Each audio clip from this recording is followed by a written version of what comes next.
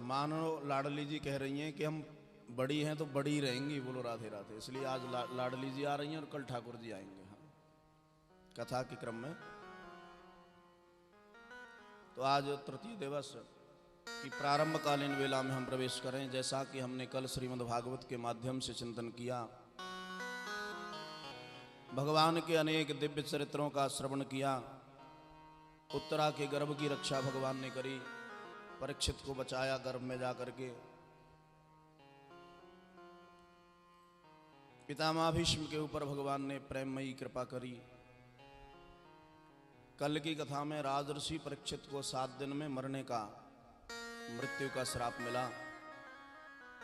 उसी समय परमादरणीय महाराज राजर्षि परीक्षित संपूर्ण राज्य को त्याग करके भगवती भागीरथी गंगा के किनारे जा पहुंचे। सब संतों ने श्रवण किया कि राजर्षि परीक्षित को श्राप लगा है। सभी संत परीक्षित के पास में पहुंचे। राजन, आप ये काम करिए तो आपकी मुक्ति हो जाएगी। कोई कहता है राजन 21 दिन का हम अनुष्ठान करेंगे, आपको मुक्त करा देंगे। परंतु महाराज परीक्षित के पास में केवल 7 ही दिन का समय है। परीक्षित कौन है? जीव ही परीक्षित है। हम सब परीक्षित हैं। हमारे पास भी 7 ही दिन का समय है, क्योंकि 8वां दिन परमात्मा ने बनाया ही नहीं है। बोलो राधे राधे। इसलिए भागवत कथा कोई गैर की कथा नहीं, अपनी ही कथा है। यदि हम विचार करें श्रवण करते करते, तो भागवत की कथा में हम अपने जीवन का दर्शन कर लेंगे। भागवत की कथा से हम मंथन करें कि हमारा जीवन कैसा है, परीक्षित के जैसा है या फिर अन्य किसी व्यक्ति के जैसा है। उसी समय महाराज सुखदेव जी का शुभ आगमन हुआ और संतों ने जय जयकार करी है। तत्राभवद भगवान व्यास पुत्रो यदृच्छया गामट मनोनपेक्षा अलक्ष्य लिंगो निजलावतुष्टो वृतस्व बालैर अवधूत वेशः। अवधूत वेशधारी भगवान श्री सुखदेव जी आए, जिनका बड़ा ही सुंदर स्वरूप है। सुंदर नेत्र कमल पत्र के समान हैं, लंबे लंबे पंच केस हैं, शंख जैसा कंठ है, सुंदर दंतावली चमक रही है। तो महर्षियों ने कहा राजन, अब तुम्हें मुक्ति की कोई आवश्यकता नहीं है, क्योंकि मुक्ति स्वयं चल करके तुम्हारे द्वार पर आ चुकी है। महाराज परीक्षित खड़े हुए और खड़े होकर के राजर्षि परीक्षित का सुखदेव जी महाराज का पूजन किया। पूजन करने के उपरांत में महाराज राजा ने जरा सी भी देर नहीं करी, क्योंकि सुखदेव जी तो महाराज ऐसे हैं कि 2 घड़ी से ज्यादा कहीं रुकते ही नहीं। जितनी देर में गाय का दोहन किया जाता है, उतनी देर से अधिक समय कहीं रुकते नहीं है सुखदेव जी। पूर्ण संतुष्ट है महाराज सुखदेव जी।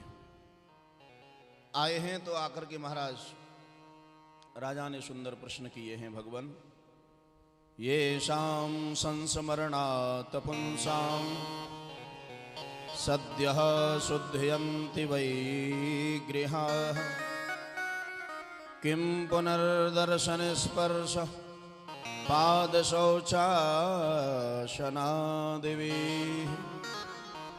अतः प्रयच्छामि संसिद्धिं योगिनां परमं गुरुं, पुरुषस्येह यत् कार्यं म्रियमाणस्य सर्वथा। म्रियमाणस्य किम कर्तव्यम। देखो 2 प्रश्न किए महाराज परीक्षित ने। हर मरण धर्मा प्राणी को क्या करना चाहिए, और दूसरा जो जल्दी मरने वाले हैं उनको क्या करना चाहिए। प्राणी तो सब ही मरण धर्मा है, क्योंकि सबको यहां से जाना है। परंतु जिनको आभास हो चुका है कि मेरी मृत्यु नजदीक आ रही है, तो ऐसे जीव को क्या करना चाहिए, आप हमें ये बताने की कृपा करें। मरणासन्न जीव को संसार में मुक्ति के लिए क्या करना चाहिए। तो महाराज सुखदेव जी बड़े प्रसन्न हुए। राजन, तुम तो बड़े चालाक हो। अरे बैठने की देर भी नहीं हुई और तुमने प्रश्नों की झड़ी लगा दी। चलो कोई बात नहीं, तुम्हारे ये दोनों जो प्रश्न है ना, बड़े ही उत्तम कोटि के प्रश्न हैं। क्योंकि तुमने अपने कल्याण के लिए प्रश्न नहीं किए हैं, तुमने तो संपूर्ण संसार के कल्याण के लिए प्रश्न किए हैं। क्योंकि मरना केवल परीक्षित जी को ही नहीं है, मरना तो हमको भी है, आपको भी है, सबको मरना है। आपने बड़े सुंदर प्रश्न किए हैं कि वर्याने सते प्रश्न कृतो लोकहितं नृपाः आत्मवित् सम्मतः पुंसां श्रोतव्यादिषु यः पराः। राजन, तुम्हारे प्रश्न बड़े ही सुंदर हैं। देखो, आज मानो जैसे भोजन हम कर लें और हमारा पेट खूब भर जाए तो भोजन के उपरांत डकार आती है ना, तो मानो ऐसे ही महाराज सुखदेव जी को आज डकार आई है। और जिसके भीतर पेट में जो भरा होगा उसी की डकार आती है। बोलो राधे राधे। किसी ने मूली खाई है तो मूली की महक आएगी, आती है कि नहीं? तो आज सुखदेव जी के अंदर जो भरा हुआ है, क्या भरा हुआ है? राधा कृष्ण निजया लाभ संतुष्टो। सुखदेव जी के हृदय में श्री राधा कृष्ण की माधुर्यमयी छवि विद्यमान रहती है। वर्याने सते प्रश्ना।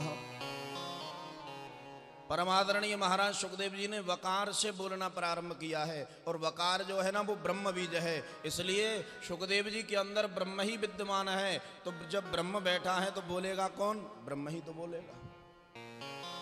तो आज वकार से महाराज प्रारंभ किया है, वर्याने सते प्रश्न, क्योंकि ब्रह्म का बीज है वा अक्षर। इसलिए महाराज राजन, तुमने बहुत अच्छे, बहुत सुंदर प्रश्न किए हैं। राजन देखो, इस संसार में करने योग्य हजारों कार्य हैं, श्रवण करने के लिए हजारों विषय हैं, परंतु ऐसी स्थिति जब उत्पन्न हो जाए तो जीव को एक ही काम करना चाहिए। बोले क्या? बोले हरिनाम संकीर्तन करना चाहिए, भगवान की कथा श्रवण करनी चाहिए। राजन, ये जो जीवन है ना, यात्रा की तरह है, परंतु ये जीव अहंकार में आकर के, अभिमान में आकर के पूरे जीवन को कचरा भरते भरते निकाल देता है। जैसे हमें यात्रा करनी है तो बैग लगाएंगे, तो बैग में हम वही सामान डालेंगे जो हमारे आवश्यकता का है, जो हमारी जरूरत का सामान है वही रखेंगे। परंतु ये प्राणी है कि जो आवश्यकता का सामान है उसको तो भरता नहीं है, और पूरे जीवन कचरा भरते भरते निकाल देता है। तस्माद् भारत सर्वात्मा भगवानेश्वरो हरिः श्रोतव्य कीर्तितव्यस्य स्मर्तव्यश्चेच्छता भयम्। राजन, ऐसे जीव को बस एक ही काम करना चाहिए, वो माधव की शरण में आ जाए। परंतु माधव की शरण में आने के लिए करना क्या पड़ेगा? तो सुखदेव जी महाराज कहते हैं श्रोतव्य, भगवान की कथाओं का श्रवण करना पड़ेगा। क्योंकि जब तक हम भगवान के बारे में सुनेंगे नहीं, जानेंगे नहीं, तब तक उनसे हमें प्रीति नहीं हो सकती। श्रोतव्य, पहले उसकी परम मंगलमयी, परम कल्याणमयी महिमा का श्रवण किया जाए। धीरे धीरे सुनते जाओ, और फिर महाराज क्या होगा? सुनने से फायदा क्या है? बोले अरे जब सुनोगे तब उनके बारे में हम जान जाएंगे, और जान जाएंगे तो उनके चरणों में हमारी सहज प्रीति हो जाएगी। कि जाने बिनु न होए परतीति, बिनु परतीत होए नहीं प्रीति। प्रभु की महिमा के जानने के लिए पहले उनकी कथाओं का श्रवण करना बड़ा जरूरी है। भगवान के नजदीक पहुंचने के लिए पहली जो सीढ़ी है वो क्या है? भगवान की कथा है। पहले कथा श्रवण करें। कथा श्रवण करते करते जब हम उनको जान जाएंगे, पहचान जाएंगे, तो उनमें हमारी सहज ही प्रीति हो जाएगी, फिर हमें कुछ करना नहीं पड़ेगा। और जब हम भगवान के बारे में जान जाएंगे कि उनका स्वभाव कैसा है, उनका स्वरूप कैसा है, तो महाराज फिर क्या होगा? बोले फिर उनसे मिलने की उत्कंठा जागृत हो जाएगी। यदि हम किसी के बारे में जानना चाहें, किसी के बारे में सुन लें कि फलाना आदमी बहुत बढ़िया है, सरल है, अच्छा है, तो एक ना एक दिन उससे मिलने की उत्कंठा हो जाती है। अरे यार मिला तो जाए कम से कम, कैसा है वो। हाँ, तो परमात्मा के बारे में जब हम जान लेंगे तो फिर महाराज उनसे मिलने की उत्कंठा लग जाएगी। भक्ति के मार्ग में हमें कुछ नहीं करना है। कई लोग कहते हैं कि अपनी इंद्रियों को मार दो। इंद्रियों को मार देंगे तो भजन कैसे करेंगे? विचार करें। हमारी एक इंद्रिय है नासिका, एक इंद्रिय आंख। यदि आंख को हम फोड़ देंगे तो दर्शन कैसे करेंगे? कान को यदि हम फोड़ देंगे तो भगवान की कथा कैसे श्रवण करेंगे? जिह्वा को हम काट देंगे तो भगवान का नाम कैसे गाएंगे? बहुत लोग ऐसा हमने सुना है, कहते हैं कि अपनी इंद्रियों को मार दो। अरे भैया, इंद्रियों को मारना किसी के बस की बात नहीं है। बोलो राधे राधे। तो महाराज क्या करें? बोले इंद्रियों को मारना नहीं है, बस इंद्रियों को जोड़ देना है, मोड़ देना है। बोले कहाँ? परमात्मा के चरणों में। जो इंद्रिय हमारी संसार में भटक रही हैं उनको हटा करके परमात्मा के चरणों में मोड़ देना है, वही बात बन जाएगी।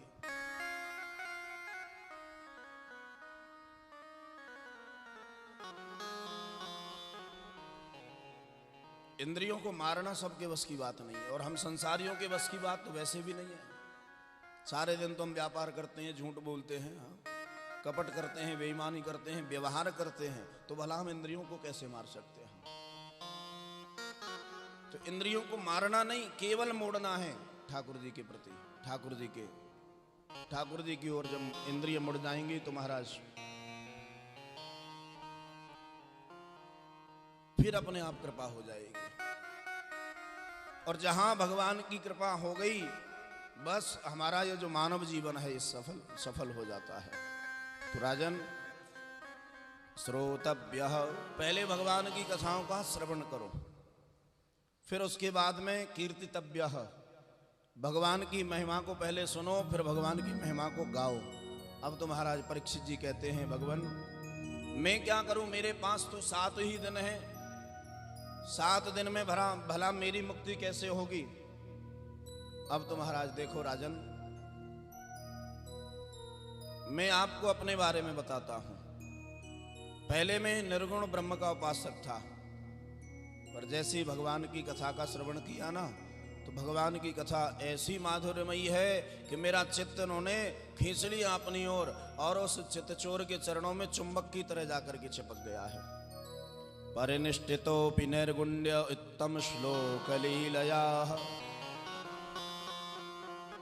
गृहीत चेता राजर्षे आख्यानम यदधीतवान। देखो, संसार में 2 ही आनंद हैं, एक तो ब्रह्मानंद है और दूसरा विषयानंद है। जहां तक हम विषयानंद की बात करें तो विषयानंद भोगने में हम में और पशुओं में कोई अंतर नहीं है, परंतु ब्रह्मानंद जो है उसकी यही खासियत है कि उस ब्रह्मानंद का अनुभव पशु नहीं कर सकते, वो केवल मानव ही कर सकता है कि ब्रह्मानंद क्या है। राजन, जित संगो जितेन्द्रियः स्थूले भगवतो रूपे मनः संधारयेद धियः।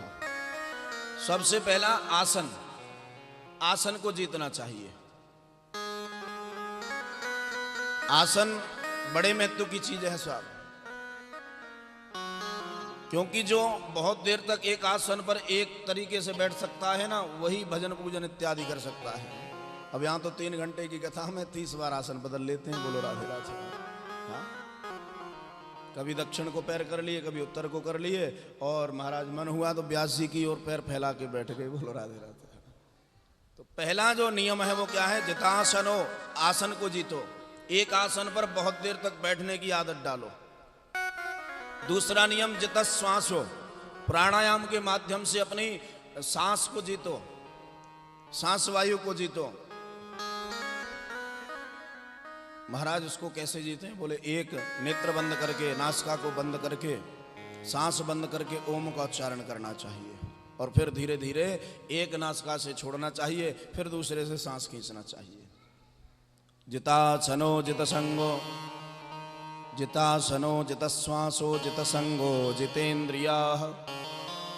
तीसरा जो नियम है वो क्या है? संग को जीतना चाहिए। संग भी जीवन में बड़ा महत्व रखता है। तोता आपने देखा होगा, वही तोता यदि किसी डाकू के घर पर है ना तो वो चिल्लाएगा मार डालो पकड़ लो। और वही यदि किसी संत के आश्रम पर है, किसी ब्राह्मण के घर में है, तो वही राधे राधे बोलता है। तो संग का बड़ा महत्व है जीवन में। तीसरा जितेंद्रिय, अपनी इंद्रियों को अपने बस में करो, संसार से हटा करके भगवान के चरणों में लगाओ। स्थूले भगवतो रूपे मनः।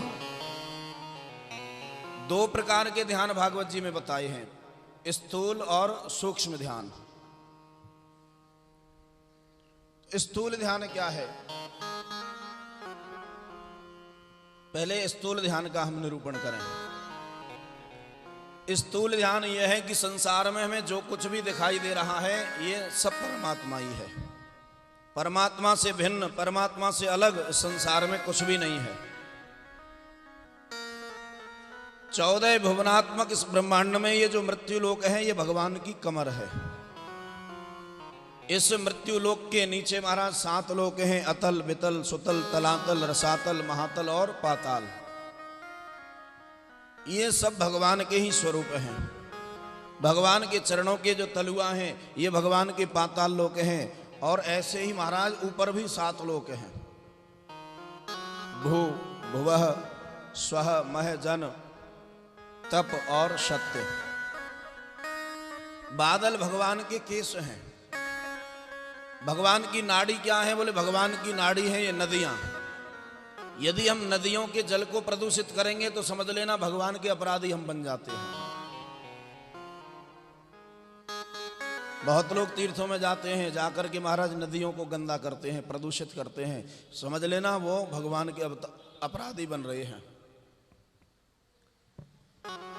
ऐसे करके सारा जो ब्रह्मांड है ये भगवान का स्वरूप है, भगवान ही है। ये जो वृक्ष हैं ये भगवान के रोम हैं। बिना कारण के यदि हम वृक्षों को काटते हैं तो समझ लेना भगवान के अपराधी हम बन जाते हैं। इसलिए वृक्षों को, नदियों को कभी भी, नदियों को प्रदूषित ना करें और वृक्षों को हम कभी भी ना काटें।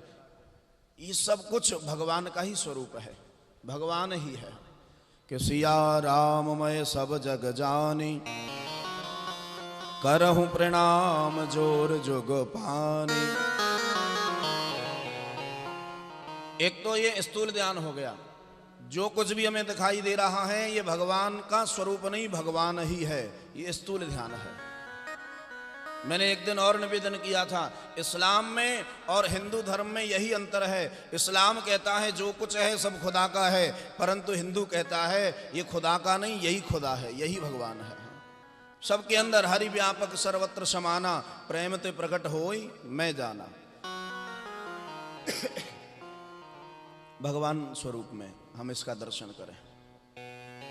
इसलिए तो मानस में बाबा तुलसीदास जी ने प्रत्येक जीव की ठाकुर जी का स्वरूप में महाराज स्तुति करी है, वंदना की है। दूसरा ध्यान महाराज सूक्ष्म ध्यान बताया परमात्मा का, प्रादेश मात्रम पुरुषम वसंतम। ये सूक्ष्म ध्यान क्या है?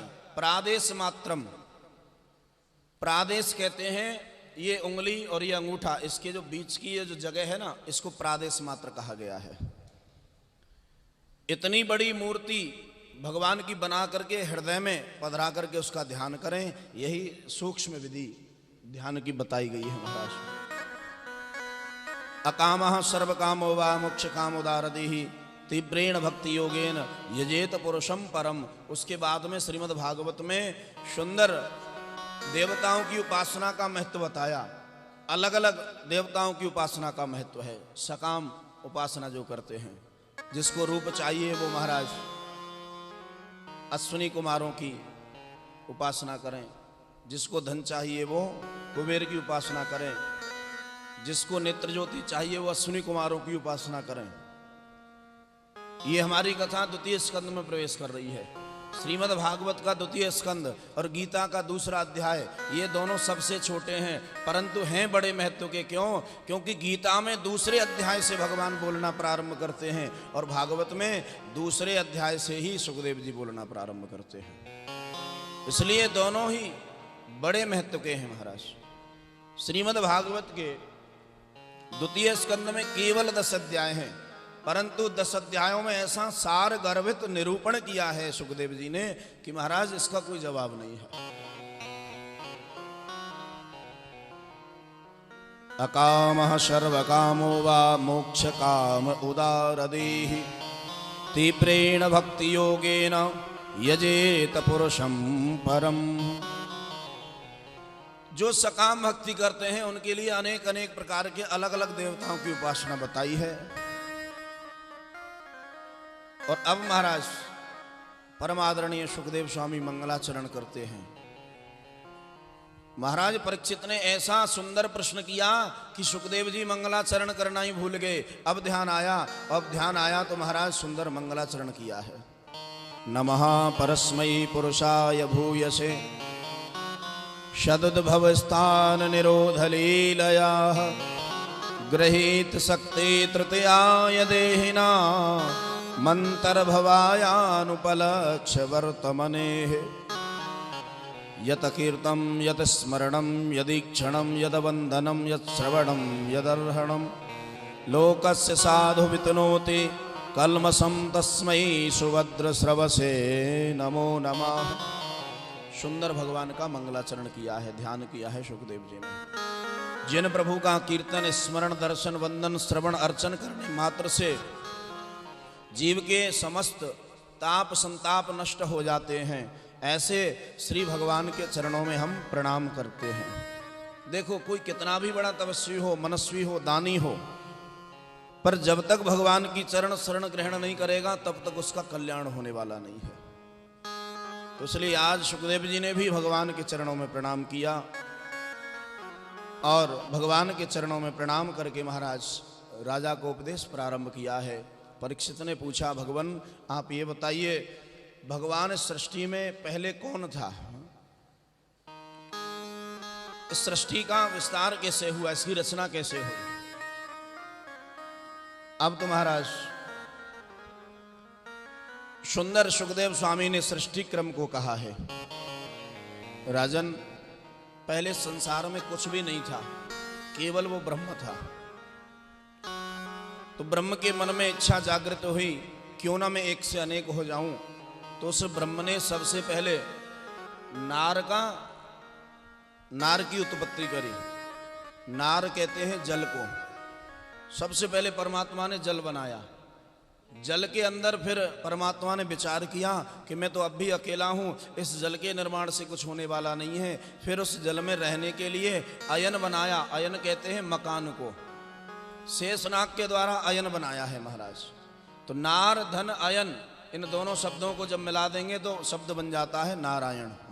इसलिए उस ब्रह्म का नाम नारायण पड़ गया है। बोली नारायण भगवान की जय। नारायण महाराज नाम पड़ा है।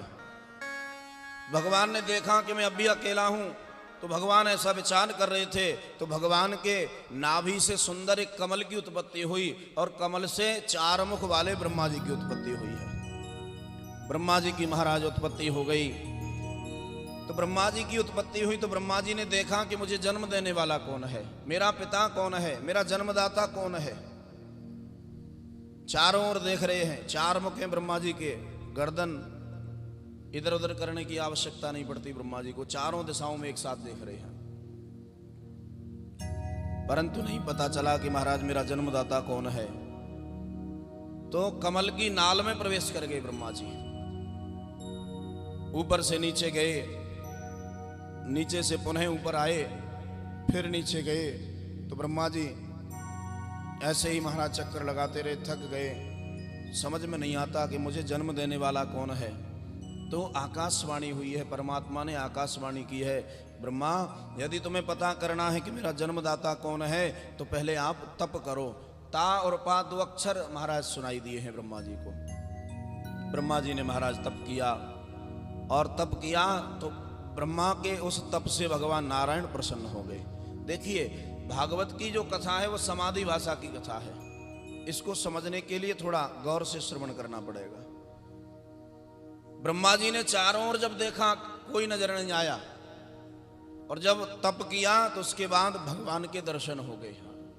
संसार में ढूंढा भगवान को तो भगवान नजर नहीं आए, और जब तप किया यानी अपने नेत्र बंद करके हृदय आकाश में परमात्मा को ढूंढा तो ब्रह्मा जी को भगवान के दर्शन हो गए हैं। इसलिए भाव क्या है, कहीं भी भटकने की जरूरत नहीं है, बस नेत्र बंद करके परमात्मा का ध्यान करो, क्योंकि जो परमात्मा सब जगह है वो तुम्हारे अंदर भी है, वो तुम्हारे अंदर भी निवास करता है। बोल वृंदावन बिहारी लाल की।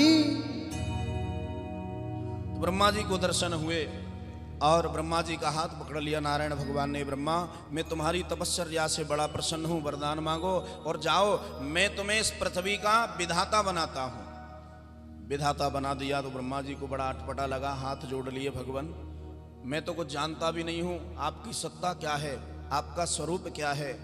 तो महाराज तब भगवान ने ब्रह्मा जी को 4 श्लोक की भागवत का अध्ययन कराया है, जिनको चतुश्लोकी भागवत नाम दिया गया है।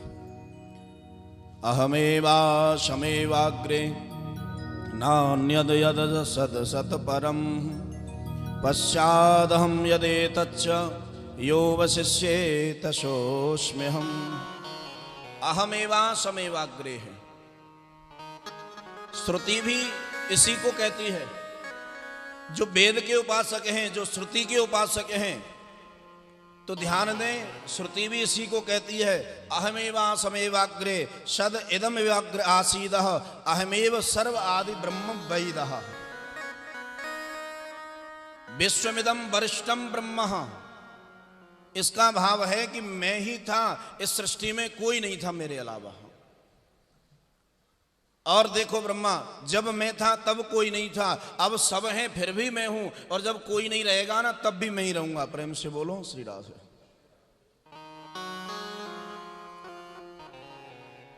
स्वामी श्री अखंडानंद जी ने अहम जो शब्द है ना, उसको महाराज अहम का प्रतिपादक माना है, उत्तम पुरुष आत्मा का वाचक माना है।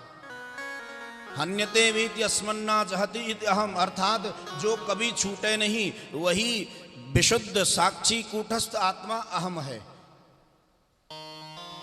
दूसरे उदाहरण से समझे, जैसे हम सोना ले आए, सोने का बिस्किट लेकर के हम आवे, तो है क्या वो, बोले सोना है, और बिस्किट को हम गला करके अनेक आभूषण बना दें, कुंडल बनावे, नथली बनावे, हार बनावे, नाम अलग हो जाएगा परंतु है किसका, बोले सोने का। हाँ, कुछ दिन हम उन गहनों को पहने, उसके बाद में फिर उनको तोड़वा करके फिर बिस्किट बनवा दें, बोले अब क्या है, बोले अब भी सोना ही है। तो ऐसे ही संसार में जब कोई नहीं है तब भी ब्रह्म है, और जब संसार में सब हैं तब भी ब्रह्म है, और जब कोई नहीं बचता तब भी ब्रह्म ही रहता है। दूसरा श्लोक महाराज भगवान ने कहा है, ऋते अर्थम यत प्रतीयेत ना प्रतीयेत चात्मनि तद विद्यादात्मनो मायाम यथा भाषो यथा तमः। देखो ब्रह्मा, बिना हुए ही संपूर्ण प्रपंचों को दिखाने वाली और जो स्वयं प्रकाश नित्य विद्यमान सत्ता है उसे ढक देने वाली, यही तो मेरी माया है। देखिए परमात्मा है परंतु हमें नजर नहीं आता। क्यों नजर नहीं आता? क्योंकि हमारी आंखों पर माया का पर्दा पड़ा हुआ है। या यद्र दृश्यते ब्रह्मानंद साक्षात्कारे प्रतिषेधम याति इति माया, इसी को माया कहते हैं। जो है वो दिखाई नहीं देता और जो नहीं है वो दिखाई दे रहा है, यही भगवान की माया है। जो है उसको छिपा दे और जो नहीं है उसको प्रकट करा दे, यही भगवान की माया है। इसलिए तो हमारे ब्रज के संत गाते हैं कि माया महाठगनी हम जानी यथा भासो यथा तमः। ये जो माया है ये महाठगनी है। चंद्रमा दो नहीं है, ध्यान देना। चंद्रमा दो नहीं है परंतु कई बार दो चंद्रमा दिखाई दे जाते हैं। राहु है परंतु दिखाई नहीं देता, यही तो भगवान की माया है। और तीसरे श्लोक में महाराज इस जगत का वर्णन भगवान ने किया है ब्रह्मा जी को। यथा महांत भूतानि भूतेषु चावचेष्वनुः जितासनो जितश्वासो जितसंगो जितेन्द्रियः स्थूले भगवतो रूपे मनः संधारयेद धियः। सबसे पहला आसन, आसन को जीतना चाहिए। आसन बड़े महत्व की चीज है साहब, क्योंकि जो बहुत देर तक एक आसन पर एक तरीके से बैठ सकता है ना, वही भजन पूजन इत्यादि कर सकता है। अब यहां तो 3 घंटे की कथा में 30 बार आसन बदल लेते हैं। बोलो राधे राधे। हाँ? कभी दक्षिण को पैर कर लिए, कभी उत्तर को कर लिए, और महाराज मन हुआ तो व्यास जी की ओर पैर फैला के बैठ गए। बोलो राधे राधे। तो पहला जो नियम है वो क्या है? जितासनो, आसन को जीतो। एक आसन पर बहुत देर तक बैठने की आदत डालो। दूसरा नियम जितश्वासो, प्राणायाम के माध्यम से अपनी सांस को जीतो, सांस वायु को जीतो। महाराज उसको कैसे जीते हैं? बोले एक नेत्र बंद करके, नासिका को बंद करके, सांस बंद करके ओम का उच्चारण करना चाहिए, और फिर धीरे धीरे एक नासिका से छोड़ना चाहिए, फिर दूसरे से सांस खींचना चाहिए। जितासनो जितसंगो, जितासनो जितश्वासो जितसंगो जितेन्द्रियः। तीसरा जो नियम है वो क्या है? संग को जीतना चाहिए। संग भी जीवन में बड़ा महत्व रखता है।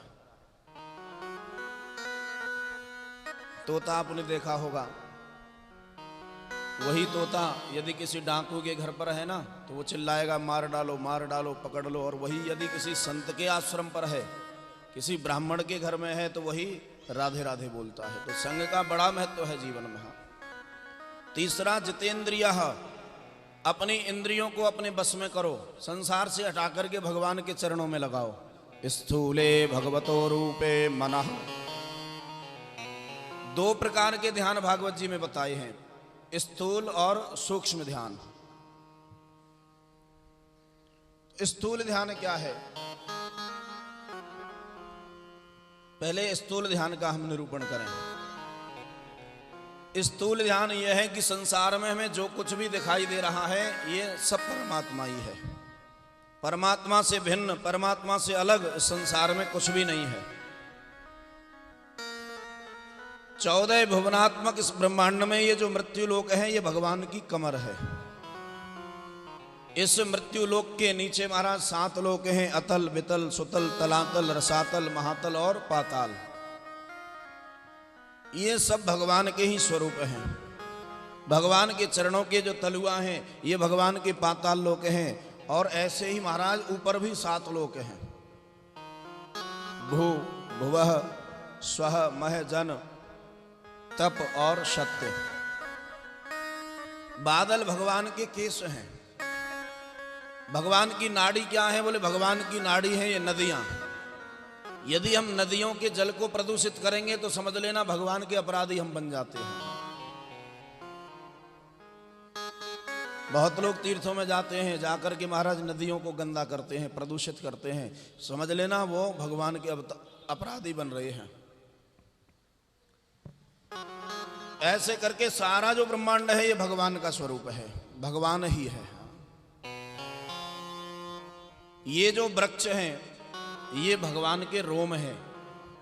बिना कारण के यदि हम वृक्षों को काटते हैं तो समझ लेना भगवान के अपराधी हम बन जाते हैं। इसलिए वृक्षों को, नदियों को कभी भी, नदियों को प्रदूषित ना करें और वृक्षों को हम कभी भी ना काटें। ये सब कुछ भगवान का ही स्वरूप है, भगवान ही है। कि सिया राम मैं सब जग जानी, करहूं प्रणाम जोर जुग पानी। एक तो ये स्थूल ध्यान हो गया, जो कुछ भी हमें दिखाई दे रहा है ये भगवान का स्वरूप नहीं, भगवान ही है, ये स्थूल ध्यान है। मैंने एक दिन और निवेदन किया था, इस्लाम में और हिंदू धर्म में यही अंतर है। इस्लाम कहता है जो कुछ है सब खुदा का है, परंतु हिंदू कहता है ये खुदा का नहीं, यही खुदा है, यही भगवान है। सबके अंदर हरि व्यापक सर्वत्र समाना, प्रेम ते प्रकट होई मैं जाना। भगवान स्वरूप में हम इसका दर्शन करें। इसलिए तो मानस में बाबा तुलसीदास जी ने प्रत्येक जीव की ठाकुर जी का स्वरूप में महाराज स्तुति करी है, वंदना की है। दूसरा ध्यान महाराज सूक्ष्म ध्यान बताया परमात्मा का, प्रादेश मात्रम पुरुषम वसंतम। ये सूक्ष्म ध्यान क्या है? प्रादेश मात्रम, प्रादेश कहते हैं ये उंगली और ये अंगूठा, इसके जो बीच की ये जो जगह है ना, इसको प्रादेश मात्र कहा गया है। इतनी बड़ी मूर्ति भगवान की बना करके हृदय में पधरा करके उसका ध्यान करें, यही सूक्ष्म विधि ध्यान की बताई गई है महाराज। अकामः सर्व कामो वा मोक्ष कामोदारदिहि तीव्रेण भक्ति योगेन यजेत पुरुषम परम। उसके बाद में श्रीमद् भागवत में सुंदर देवताओं की उपासना का महत्व बताया। अलग अलग देवताओं की उपासना का महत्व है। सकाम उपासना जो करते हैं, जिसको रूप चाहिए वो महाराज अश्विनी कुमारों की उपासना करें, जिसको धन चाहिए वो कुबेर की उपासना करें, जिसको नेत्र ज्योति चाहिए वो अश्विनी कुमारों की उपासना करें। ये हमारी कथा द्वितीय स्कंद में प्रवेश कर रही है। श्रीमद् भागवत का द्वितीय स्कंद और गीता का दूसरा अध्याय, ये दोनों सबसे छोटे हैं, परंतु हैं बड़े महत्व के। क्यों? क्योंकि गीता में दूसरे अध्याय से भगवान बोलना प्रारंभ करते हैं और भागवत में दूसरे अध्याय से ही सुखदेव जी बोलना प्रारंभ करते हैं। इसलिए दोनों ही बड़े महत्व के हैं महाराज। श्रीमद् भागवत के द्वितीय स्कंद में केवल 10 अध्याय हैं, परंतु 10 अध्यायों में ऐसा सार गर्भित निरूपण किया है सुखदेव जी ने कि महाराज इसका कोई जवाब नहीं है। अकामः सर्व कामो वा मोक्ष काम उदारदेहि तीव्रेण भक्ति योगेन यजेत पुरुषम परम। जो सकाम भक्ति करते हैं उनके लिए अनेक अनेक प्रकार के अलग अलग देवताओं की उपासना बताई है। और अब महाराज परम आदरणीय सुखदेव स्वामी मंगलाचरण करते हैं। महाराज परीक्षित ने ऐसा सुंदर प्रश्न किया कि सुखदेव जी मंगलाचरण करना ही भूल गए। अब ध्यान आया तो महाराज सुंदर मंगलाचरण किया है। नमः परस्मै पुरुषाय भूयसे सदुद्भव स्थान निरोध लीलया गृहीत शक्ति तृतीयाय देहिना मंतर्भवायानुपलक्ष्य वर्तमने यत कीर्तम यत स्मरणम यदीक्षणम यद वंदनम यत श्रवणम यदर्हणम लोकस्य साधु वितनोति कल्मषं तस्मै सुभद्र श्रवसे नमो नमः। सुंदर भगवान का मंगलाचरण किया है, ध्यान किया है सुखदेव जी ने। जिन प्रभु का कीर्तन स्मरण दर्शन वंदन श्रवण अर्चन करने मात्र से जीव के समस्त ताप संताप नष्ट हो जाते हैं, ऐसे श्री भगवान के चरणों में हम प्रणाम करते हैं। देखो कोई कितना भी बड़ा तपस्वी हो, मनस्वी हो, दानी हो, पर जब तक भगवान की चरण शरण ग्रहण नहीं करेगा तब तक उसका कल्याण होने वाला नहीं है। तो इसलिए आज सुखदेव जी ने भी भगवान के चरणों में प्रणाम किया और भगवान के चरणों में प्रणाम करके महाराज राजा को उपदेश प्रारंभ किया है। परीक्षित ने पूछा, भगवान आप ये बताइए भगवान सृष्टि में पहले कौन था? इस सृष्टि का विस्तार कैसे हुआ, इसकी रचना कैसे हुई? अब तो महाराज सुंदर सुखदेव स्वामी ने सृष्टि क्रम को कहा है। राजन, पहले संसार में कुछ भी नहीं था, केवल वो ब्रह्म था। तो ब्रह्म के मन में इच्छा जागृत हुई, क्यों ना मैं एक से अनेक हो जाऊं। तो उस ब्रह्म ने सबसे पहले नार की उत्पत्ति करी। नार कहते हैं जल को। सबसे पहले परमात्मा ने जल बनाया। जल के अंदर फिर परमात्मा ने विचार किया कि मैं तो अब भी अकेला हूं, इस जल के निर्माण से कुछ होने वाला नहीं है। फिर उस जल में रहने के लिए अयन बनाया। अयन कहते हैं मकान को। शेषनाग के द्वारा अयन बनाया है महाराज। तो नार धन अयन, इन दोनों शब्दों को जब मिला देंगे तो शब्द बन जाता है नारायण। इसलिए उस ब्रह्म का नाम नारायण पड़ गया है। बोली नारायण भगवान की जय। नारायण महाराज नाम पड़ा है।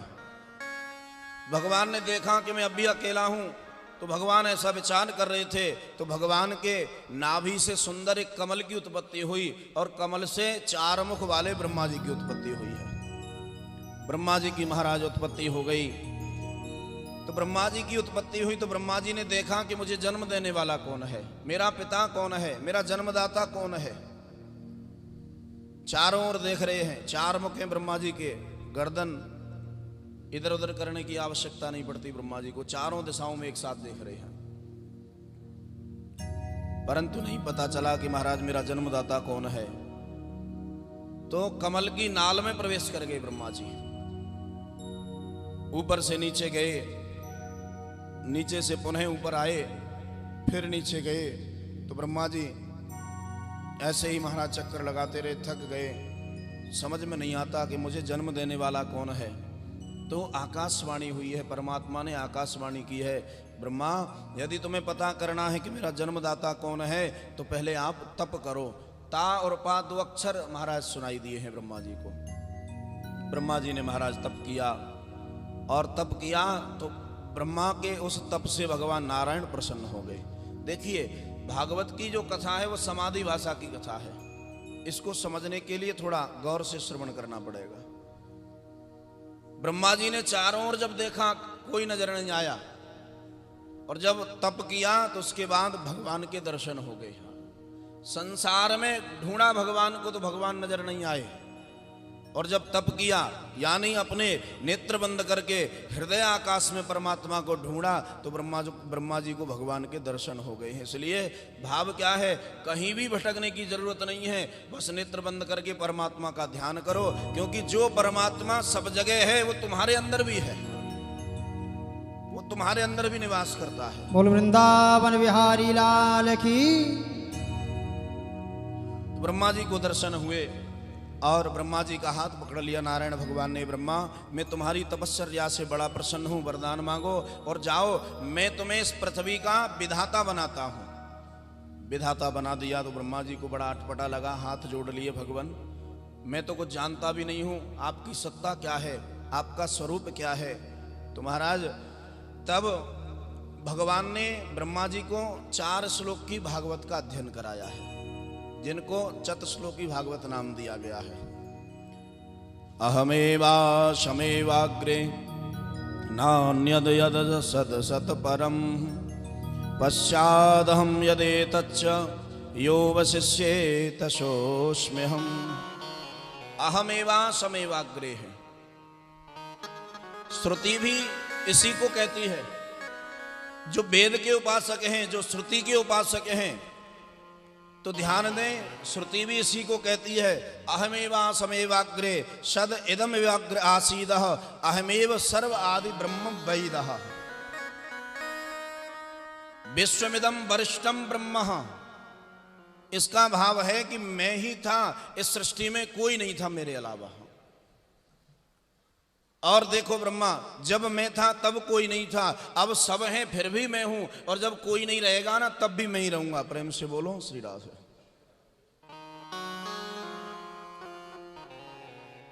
स्वामी श्री अखंडानंद जी ने अहम जो शब्द है ना, उसको महाराज अहम का प्रतिपादक माना है, उत्तम पुरुष आत्मा का वाचक माना है। हन्यते वीति अस्मन्ना जहति इति अहम, अर्थात जो कभी छूटे नहीं वही विशुद्ध साक्षी कूटस्थ आत्मा अहम है। दूसरे उदाहरण से समझे, जैसे हम सोना ले आए, सोने का बिस्किट लेकर के हम आवे, तो है क्या वो, बोले सोना है, और बिस्किट को हम गला करके अनेक आभूषण बना दें, कुंडल बनावे, नथली बनावे, हार बनावे, नाम अलग हो जाएगा परंतु है किसका, बोले सोने का। हाँ, सर्ग विसर्गादि भागवत के 10 लक्षण हैं। सर्ग विसर्ग स्थिति पोषण उति मनवंतर ईशानुकथा निरोध मुक्ति और आश्रय, ये भागवत के 10 लक्षण हैं। परंतु सबका क्रम क्या है, बोले आश्रय। परम आश्रय परमात्मा ही है। इसी तत्व का प्रतिपादन करने के लिए शेष 9 का वर्णन किया जाता है। इस आश्रय तत्व को अधिष्ठान कहा है, जिसमें संसार मालूम हो और ना हो। जैसे जागृत और सुषुप्ति दोनों का अधिष्ठान ही आश्रय है। वही परमात्मा है, वही ब्रह्म है, वही आध्यात्मिक है, वही आदि दैविक है और वही आदि भौतिक है। सब रूपों में वही परमात्मा है। स आश्रमः परम ब्रह्म परमात्मेति शब्देति ही। आध्यात्मिक इंद्रियां हैं, आध्यात्मिक विषय है, आदि भौतिक विषय है और आदि दैविक इंद्रियों में बैठे हुए देव हैं। तीनों में चैतन्य जो है, वो तीनों के अंदर जो चैतन्य है वो एक ही है। कौन है? बोले परमात्मा है। अमुनि भगवत रूपे मायाते अनुवर्णिते है।